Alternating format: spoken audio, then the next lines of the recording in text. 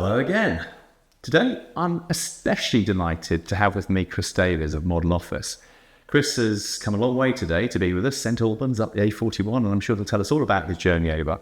But more importantly, we're going to be digging in a little bit about regulation, data, and all of the challenges facing our industry today. But before we do that, Chris, hello. Hello. How you doing? Yeah, all good. Always good to see yourself, Roland. Absolutely. Lovely to see you. So tell us about Chris Davies and Model Office. Okay. Your little journey to, well, your big journey actually, to where you are today. Yeah, so it's, so I've been in the industry, if you like, in the financial planning profession for the best part of 29 years. So a newbie. So a fairly newbie. And my first role was an IFA. Yeah. So I started out, financial advising in the UK. And then I moved over to Hong Kong. Okay. And I worked in Hong Kong for a decade, again in wealth management. I then became a consultant when I left that particular business and worked into Australia, Singapore, and Hong Kong. More working on the, implementing regulatory businesses or a business. I was working with a big French company at the time, AXA, to actually implement a business that they bought, which was Sydney-based, into Hong Kong and Singapore, and then moved back to the UK just before the financial crisis. So it was great timing. I had a bit of a midlife crisis. Did an MSc at Birkbeck University in organisational psychology, which to my wife's horror, because we were just having children at the time and so forth.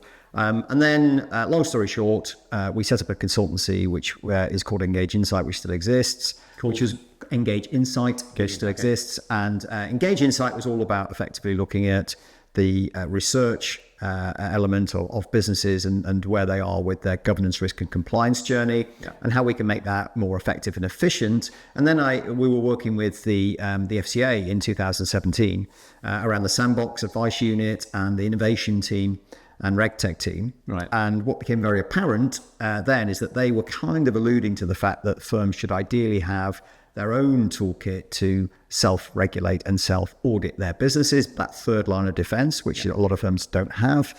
And we said, well, if you're not going to do it, then we will build it. And that has become Model Office. So in essence, what Model Office does is that we're using our research and so forth. We effectively allow firms to self-benchmark and identify where they think they are against all these rules and regulations they have to comply with. Yep. Then our algorithms kick in using AI and basically say, well, this is where you think you are, this is where you actually are. Automate the gap analysis, automate the audit reporting, automate the client file reviews, automate the compliance document audits and so forth, saving significant time and costs, as well as increasing the MI and data so firms know that they comply. So it's all about evidence-based practice and that third line of defense in the businesses, which they need now more than ever before with a data-led FCA. Wow. So that sounds really complicated. And I guess, let's keep it simple then. Yeah, no, I guess from your background, it plays beautifully with all of that experience you've had globally, because you must have seen so much change over that period. If I can summarize it, and just to sort of check whether I've got this right, seems to me that what you've done is you've commoditized compliance. Mm-hmm. So you're effectively giving the firm a compliance solution in the box. Is that reasonable? Yeah, that's very good. It's not a black box, because we tailor it for the firm's needs. And we have like 5 different platforms. But you're right. What we're doing is making governance, risk and compliance far more engaging than a visit, and then less painful than a visit to the dentist, for example. Yeah, awesome. And obviously we've known each other for quite a while. I think the first time we met was possibly at the IOD in Piccadilly. Yep. And you were just beginning to sort of talk about Mo and what that could look like. And now here you are. How many years later is that? So that's a good 7 years. 7 years, which is extraordinary. Yeah. And how's the journey been for you? It's always fascinating to speak to entrepreneurs who built business, who are driving their own agenda in so many ways. How's that gone for you? Because it's a challenging industry, let's be honest. You mentioned the journey here, which is quite a good analogy. Because the journey here is a lovely journey from St Albans over to Bicester and on the A41, right? Yeah. But the A41's got lots of tweaks and turns in the country and so forth, as well as through towns. Yeah. And there was a lot of roadblocks. Yeah. You know, lots of roadworks, roadblocks, and you know, silly driving and all sorts. And that probably kind of sums up the entrepreneur's journey to a certain degree. It's a bit of a roller coaster. So you can have your vision, but it's never that, you know, it's never a straight line to get to where you feel that, you know, you need to be as a business owner. There's lots of challenges, there's lots of curveballs, but there's also massive amounts of opportunity, right? Yeah. And that's why we're doing this. So, and you know, we were talking earlier on about, you know, our respective business models and so forth. But the reason why we're here and why we're doing it, we want to make the industry, the sector, the profession, you know, a far better place. And we want to, you know, make sure that firms have the right toolkits so that they, you know, can make better decisions with their businesses, so that they have the comfort and the confidence that they know, for example, in our world, that they're complying at all times. And that hopefully then helps them, as I say, save that time and costs as well. And it gives them more data and MI so they can take their business in different ways, in different avenues that they never even thought of before, and reinvest in the business in the right way. We've got a report coming out very shortly next month called the Cost of Compliance Report, which we do every year. It's a longitudinal report available on our website for download. And this year we've done it with Fidelity. And quite simply what that's looking at is all the compliance challenges, you know, talking about the entrepreneur journey and challenges. But it looks at the compliance challenges firms have got today and how they're thinking about overcoming it. And once they start to engage in the RegTech piece, the regulation technology piece, and, you know, in your world, the back office technology and so forth, in the right way, all of a sudden it becomes an enabler for them, and the light bulbs go on, for them to be able to realize that they've got the resources in their toolkit, building out that tech stack in the right way, ideally not with fetid APIs, which is a key challenge for firms, and hopefully getting access to things like a data lake or a data warehouse or a rock pool of data at the very least. And that can enable them then to make better decisions and take the business in the right way. One key fact from that, just finishing off on that one, is the fact that firms are now saying to us that they spend about 65% of their time on their business and compliance issues and so forth, right? Absolutely. Only 35% with their clients. Wouldn't it be great if we can switch that around, which we can with the right tech? I think it's essential that they switch it around. And I think, you know, when I was an IFA many years ago, I actually did some analysis of how I was spending my time. And it transpired that I was spending actually 19% of my time doing my job, seeing clients and seeing... which is the most enjoyable part of the job, isn't it? Totally. 81% of my time was doing stuff that I just didn't enjoy. And a big chunk of that, of course, was writing reports for clients. And, you know, even then, back then, we were, you know, generating quite a lot of money as a financial advice business, which was fabulous. But simply by bringing in a power planner in those days, just released a further 20% of my time. My turnover doubled. Go figure. So, you know, obviously power planners have been a key feature of professional firms for many years. Absolutely. Still, you're right. The amount of time on non-productive work is a real challenge. And that presents an increasing challenge as we get into fee compression as a result of price and value. That whole discussion is a really interesting one. Where firms have really no choice to actually completely re-engineer their business in many respects. But we'll get onto that. Sure. Because, you know, one of the things I wanted to do was get your take on, I mean, you mentioned data. And absolutely, data is the foundation to everything now. The regulator themselves have spent a fortune becoming much more digitally enabled. And firms are still stuck in many respects in the old way of working because, of course, the technologies they're currently using. So what do you think are the biggest challenges that firms are facing today when it comes to regulatory reporting and general regulatory management and business management? So I guess it goes back to that roadblock analogy that I was using before. What we tend to find is that, you know, our biggest competitor, for example, at Model Office is Excel spreadsheets. You know, it's not other technologies, Excel spreadsheets, and everybody's on them. And that, you know, we're not knocking Excel spreadsheets. We use them as well. Well, they're a great reporting tool. They're a great reporting tool, but that's pretty much it. Exactly. So they're a bit like driving a car through a rear view mirror. You know, once the data's in there, it's out of date, and it's reliant on people.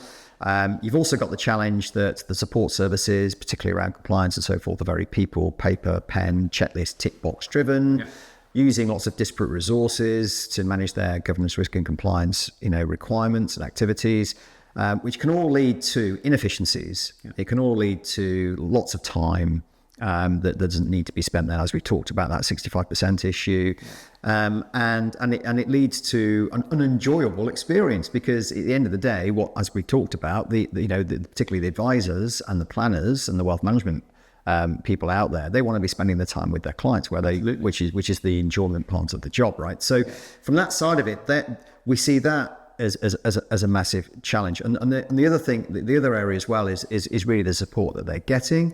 Are they getting mixed messages from the regulator, for example? Sure. There's all this stuff around, well, technology is coming down and AI is, now here and so forth. Well, how are they really using it, and how are they really supporting? And also support services, compliance support service, how are they blending it in and helping them support them through tech and so forth? That's all a bit of a white noise at this moment in time, and there's very little coming through. And what you're seeing, for example, in the world of AI, is a lot of low-hanging fruit being picked at the moment. So it's just task orientation, calendar, organization, meeting notes, that type of thing completed. And all useful stuff. Exactly. But there's so much more it can do. Yeah, and I think that's the point, isn't it? And fundamentally then, it comes back to tech, I guess. And so how are firms able to meet these challenges, these emerging opportunities with new tech, when they're sitting on tech that was launched 21 years ago, 25 years ago,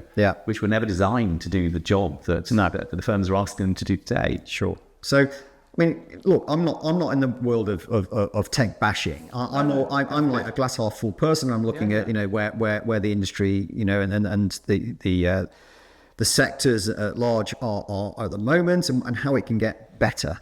So it's not being part of the problem, it's being part of the solution. That's, I think, really important for everybody in the distribution chain that the FCA talk about, and the consumer duty and all that type of stuff. So that's the first piece.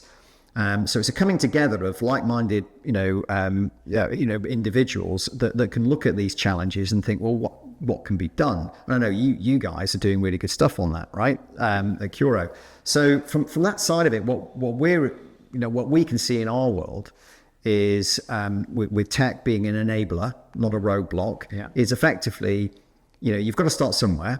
So you've got to start with what tech we have and build it going forward. But the good news is, what we're seeing is new tech coming in, like us and others, which are beginning to be viewed as a bit of a disruptor, which is great, because it makes people look over the shoulder and think, well, we should be doing things better. Or if we can't do it ourselves, we should be joining up.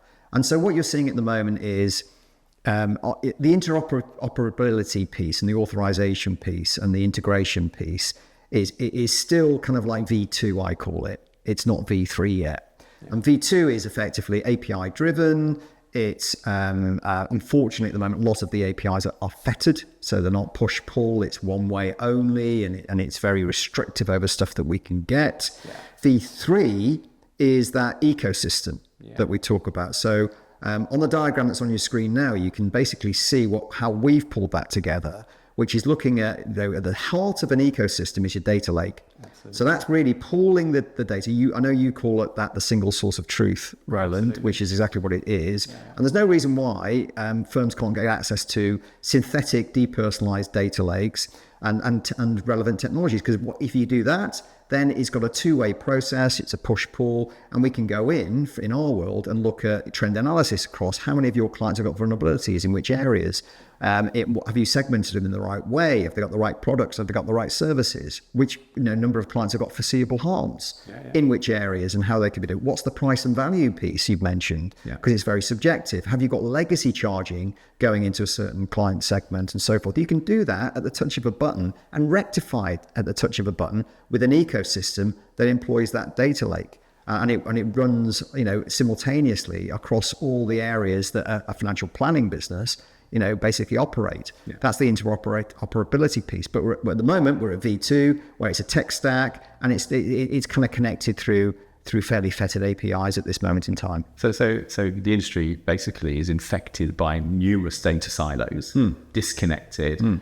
Ultimately, people are running their businesses on Excel, and that presents major challenges. It does. For obvious reasons, because there's no way you can introduce more transparent processes, better ways of working, automation, all that sort of stuff, because ultimately everything depends on data and access to data to deliver the outcomes that firms need in order to run their businesses properly, and also, most importantly, to deliver the services to clients efficiently and at the right price for the services delivered, and obviously delivering the right value. So you mentioned data lake, and we completely understand. We call our data lake the Microsoft Power Platform and the Dataverse. It's an entire ecosystem. So what differentiates Curo on Power Platform from the other systems in market today is the fact that it's deployed into our clients' own Power Platform, their own Dataverse, and that gives them absolute control. So it's a platform play as opposed to another data silo. But if we just wind back to the real world again, because obviously you are trying to build something which challenges and basically referencing the data that you were talking about. But you've already said it. How, given that a big chunk of the market is serviced by one or two software companies, how are you going to get that done? They've got fettered APIs, as you've just rehearsed. How on earth can we make progress if your technology provider is holding on to your data and is often less than keen to deliver it back to you so that you can actually leverage it as you're describing? How does that fit? So, it's a good point. I mean, I think, looking at where we are and looking at again this V2 model, if you like, what's going to happen? Very shortly, because things are moving at a really fast pace now, particularly with generative AI. We haven't even got to AGI. It's not really a thing yet.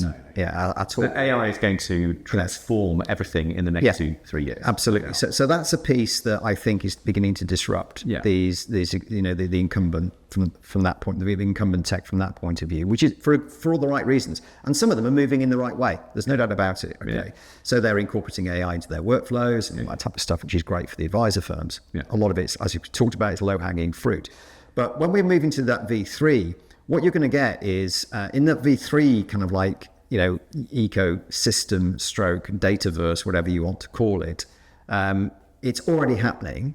So you've got blockchain in there. Okay, you've got Web 3, so we kind of like at Web 2 at the moment, moving into Web 3. So Web 2 is all about that read, and you can read it, but you can also write on the web. Now we're moving to read, write, own, where you're owning the data. So that because it's people are demanding the next generation. That's our data, because they're all on their smartphones and using all the apps and so forth. So that's the first. So you've got the blockchain, you've got tokenization coming through as well, and you've got the digital wallet stuff, which is associated with that, where you can go out and buy stocks, shares, whatever, at the click of a button through tokens. Okay, you've got smart contracts, which again at the click of a button. So you're moving away from wet signatures already. That's already happening, and it's already being used in the banking system. In a very small portions, but it's already there, right? So this is only going to get bigger because all the efficiencies that are going to come through that. The big, I think, push on this will come through the long term. The funds that are coming, the new funds that are coming out, which are basically, what you've got now is a big push by investors and private investors and so forth to look at where's the next big thing for them. And the next big thing for them is private equity. They can't currently get their hands on in a pooled environment. And that's starting to come through. And therefore, they're going to demand that the technology is there so that they can access it in a really, really easy, intuitive way. It's always going to be driven by a USP. It's always going to be driven by finance and money and returns and so forth. But that's a big thing that's coming through because you've already got the European Union coming out with their own regulation around these long-term private equity funding pools of investment opportunities. That's coming to the UK very shortly. You've also got to move through on trading. So T+3 is moving to T+5 has gone to T+3. That's going to go to T+1, which is trading plus 1 day for you. And then it will go to T+0. And so instantaneously, that will also change the dynamic as well. So coming back to briefly to where we are in our world, not to getting too far ahead of ourselves, what we need to understand is what we have is what we have, but that's all starting to blend out and move in the right way. Well, it is, because what you've got, for example, is in the platform market is a really good way to look at things. You've now got digital platforms offering open APIs where firms can integrate with and then pull in relevant data, and it's straight through processing, and that's already here. Yeah. That's already available. Yeah. You've got some, I know the good work you guys are doing. In the back office side of things, you've got new incumbents coming through, new players coming through, challenging the incumbents. But you've also got a move on the on that to avoid or move away from. Even the FCA is doing this, moving away from double keying. So the FCA moved. We sat on their panel to look at Gabriel through to our to reg data reporting. Yeah. Now it's a step in the right direction, but they still haven't got really good APIs or any APIs really. Yeah. So we're all about pushing them, for example, on the FCA side, so we can streamline that regulatory reporting piece from the back office through model office into the reg data reporting platform. So what's going to change? I mean, let's be honest, Chris, the industry is quite old, I guess, in terms of average age.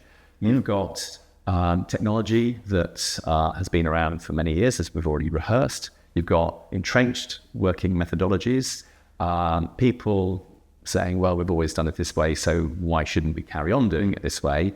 With probably, I guess, the subcontext of, I'm going to be retiring in 5-10 years anyway, so what the hell? So all against that, and also recognizing that inertia, the fear of change, actually change is really, really powerful force. And of course, a lot of the tech companies rely on inertia to keep clients close because nobody likes to change stuff. Sure. But given that we have now got a completely different and more intrusive and digitally enabled regulator who knows what systems are being used by the firms, can know precisely what information they can get and what information they can't get. So there's a real threat there to certainly the larger firms. How do firms, firstly, do they see that challenge? Do they see the threat? Are they bothered? And if they are bothered, because a lot of the P-backed consolidators, for example, will want to see a return on investment. They don't want to get to a situation where the sum of the parts is worth less than the parts. Right.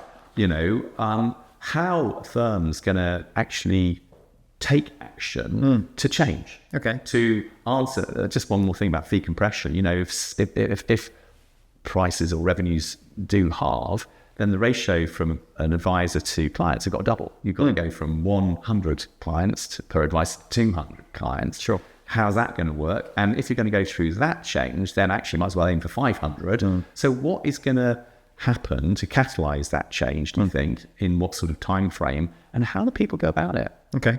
So lots of packed in there, Roland. Yeah, I know. I just, look, I mean, you're a bright guy, so you can unpack that. No problem. I've always liked you.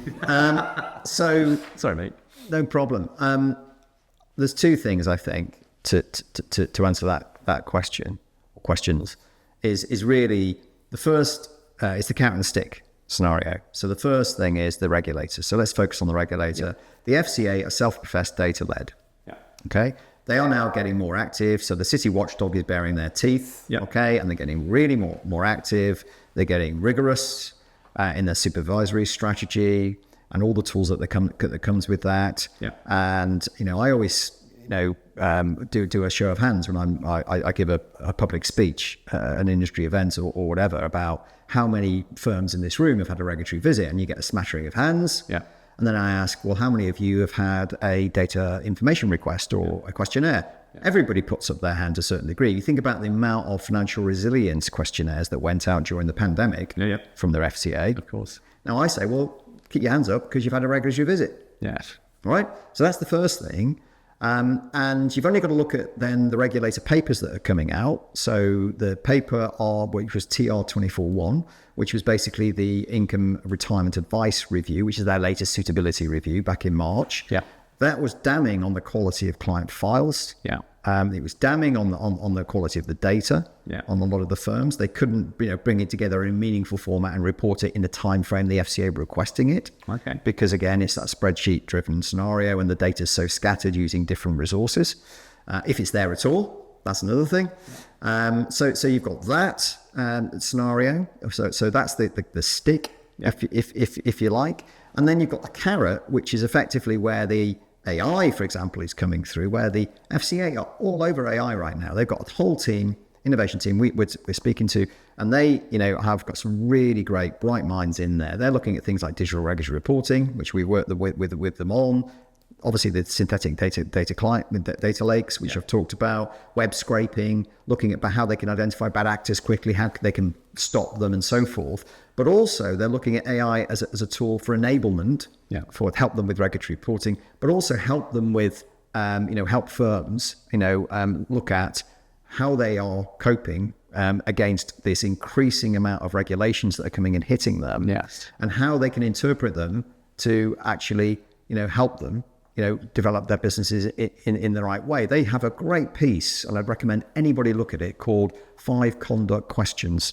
It's a great piece of work over the last 5 years or so. Mainly looks at the banks, but it's really worthwhile if you're not a bank even looking at it, because what it says, it basically says, if you've got your business set in the right way, using the right technologies, using the right people, in the right place, with the right skills and so forth within the business, actually, you're going to have the great culture that will be far more client-centric than ever before, protect those good outcomes for the clients, and you can run the business far more effectively and efficiently. But that needs firms to implement the right technologies in the right way. So you've got all this AI stuff going on. What firms now need to do is do their own research and due diligence, challenge the status quo, look at effectively, where can I employ a really good, meaningful, focused, specialist end-to-end solution that's going to help me meet this challenge that I've currently got. So in our world, it's all about how you're regulatory reporting, at this moment in time. You're pulling the whole GRC, governance, risk, compliance data into one dashboard, give them compliance scores that they can improve and all that. Give them all the resources that they need at the click of a button 24/7. Access a chatbot, compliance AI-driven chatbot, which we've built, so that you can get that information from a help desk, a technical help desk, straight away, 24/7, rather than wait to pick up a phone and all that type of stuff. Integrate with, quality back office providers, so they can stream that data through and get the relevant regulatory reports and so forth. So there's lots there that firms can do, but the problem that they've got is overwhelm. They've got so much going on in their businesses that they need to really, hone down, filter it down into those end-to-end solutions that can really help them meet a specific problem that they've got at this moment in time. Yeah. And I guess like everything else, once you've solved one thing, that gives you more confidence to attack the bigger piece. But I think you're right. There's going to be a catalyst. Something will trigger change, after which people will no longer have a choice. They will have to move forward. And I think, consumer duty to a large degree is that, because it is focusing on the right outcomes for the client, the benefits the client get, and challenging the inefficient ways. Very briefly on that, you're right, because you mentioned the consumer duty. So we've built out a whole consumer duty piece, which helps firms validate their implementation program, because it's not once and done. That's the FCA words, right? It's not once and done, but it's not. You've got to keep validating the good work that you've already done, right? Absolutely. We've got a whole board report which we've automated, consumer duty board report, which again pulls in all the data from back office and so forth. So that's an interesting conundrum in its own right, where you've got that consumer duty piece, which should be a game changer for firms. A lot of firms say, well, we do this anyway, and that's fine. They probably do 80% of it, but they're not referencing it. They're not joining the dots. Exactly. And that's what technology can help them do and do that. So I think the consumer duty is a big enabler. It's a great opportunity for firms to look at that good outcome piece and how they're validating that on an ongoing basis using technology. Yeah, I think it is a really fascinating time, isn't it? So what does the future hold? I mean, what does the future look like? Let's project forward 3, 5, 10 years. What's going to change? I mean, bearing in mind what's happened over the last 20 odd years, what's going to change in the immediate future and the midterm?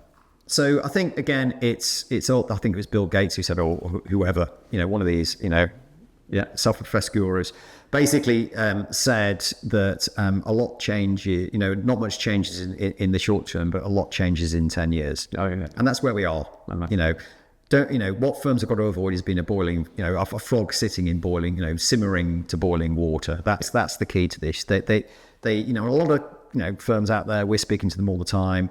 They realize that they need to look at new stuff. They need to look at, but the procurement process is just too long, and it's that cost of inaction, which is going to kill a lot of firms. I always say that the AI isn't necessarily going to destroy firms. No. What will happen, I think, is what will put businesses out of business is those competitors who are deploying AI better than them. Yeah. That's the game changer now for them. And AI is only going to get better. This is the worst it is at this moment in time. So generative AI, you look at what it can do with pictures. If you look at what it can do with films and so forth, the whole world is going to change because we're in the fourth industrial revolution. But, and it's always but, it has a fundamental dependency on the right data in the right place. Well, it does, and it comes back to rubbish in, rubbish out, and it's the same with AI. Yeah, if you've got rubbish data in, it's only going to read the rubbish, and it's going to spit out the rubbish, which is what we always talk about, and why we built a couple of years back now. Yeah. But we built a data quality health check, so it can go into Curo, it can go into others, back office, or pull data wherever your data is, your client data is, read it. And then look at how many duplicated clients have you got? How many missing data fields have you got? And then go and clean it up, at the click of a button. Once you've done that, you've got the good quality data, then set the AI to work. As long as the data is held in a way that gives you access to the data, of course, which is the key thing. Absolutely. And you'd expect me to say that because, of course, Curo is a bleeding edge technology solution coming to market, sitting on a $37 billion annual R&D spend complement of Microsoft. Yep. It's difficult to argue with that. Yep. So reasons to be cheerful. Reasons to be cheerful. There's lots of reasons to be cheerful. Right. That was the question. I see. Do you have reasons to be It's a cheerful? good song. Or is it all doom and gloom? Yes. No. I'm a glass half full person. So I look, all we're doing is mapping out where the industry is. Yeah. And you can only look at, you can look at a lot of people look back too much. You've got to look at where we are now. And then all you can do is influence that, and then look at what's coming down the road. Yeah. So you've got to do some horizon scanning with all this. So from that side of it, I've mentioned the stuff about Web3, smart contracts, tokenization, digital wallets. Yeah. That's all there, blockchain. That's all there, and that's only going to get bigger and bigger and bigger. All right. So you've got that piece, which I think initially will start to disrupt quite significantly the platform markets. Yeah. Because there might be a question about the old school platforms. Do they really need to exist? Yeah. Or can they exist when you've got all this new, intuitive technology coming down the road?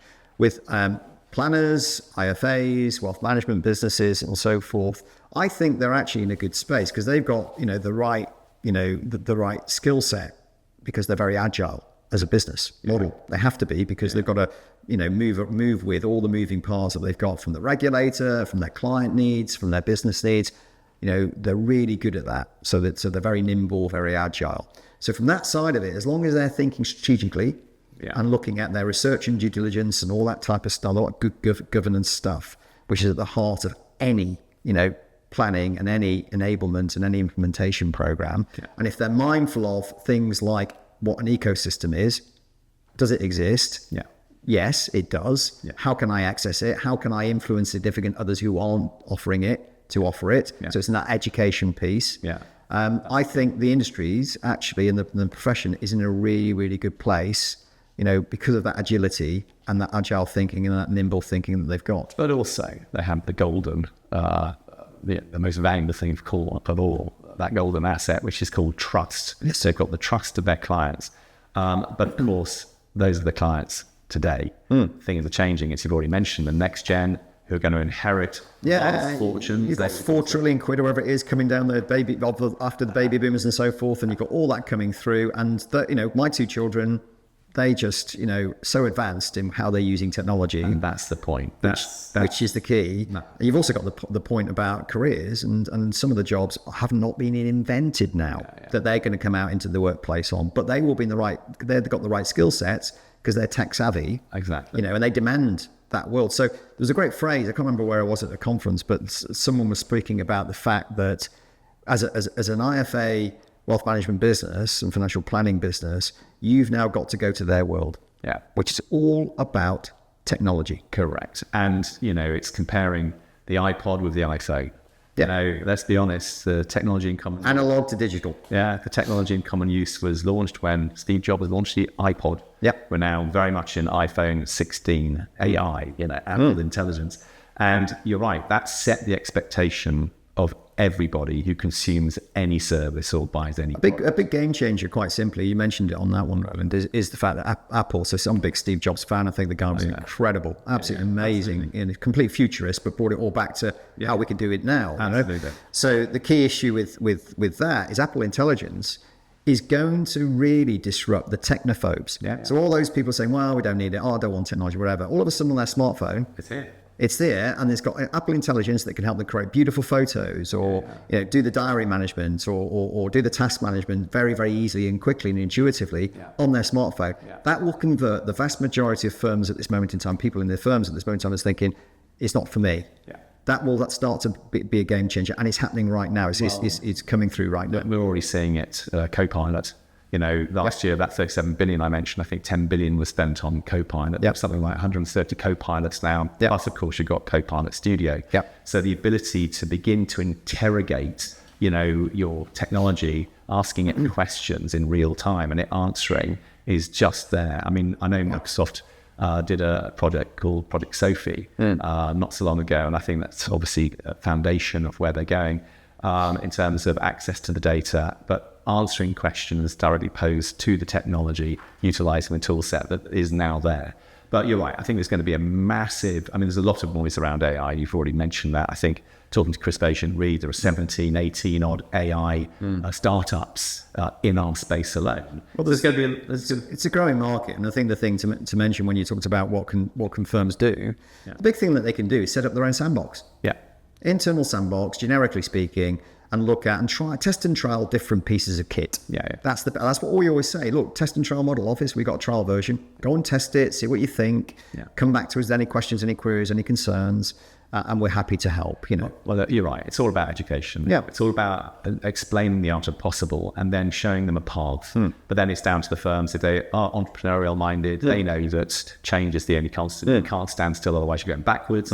It is non-negotiable. And I think that's really the opportunity for firms to actually carve out time, look at the way they're working, identify the areas of inefficiency, and then seek out those providers who can help them solve those issues. And that's going to be a massive opportunity for the right firms. 100%. And there's no doubt at all, at the end of the day, it all comes down to firms like yours, like Model Office, that understands the issues, understands the requirements that firms are going to be facing and will be facing very soon, and showing them the light in order to make the right decisions in order to change.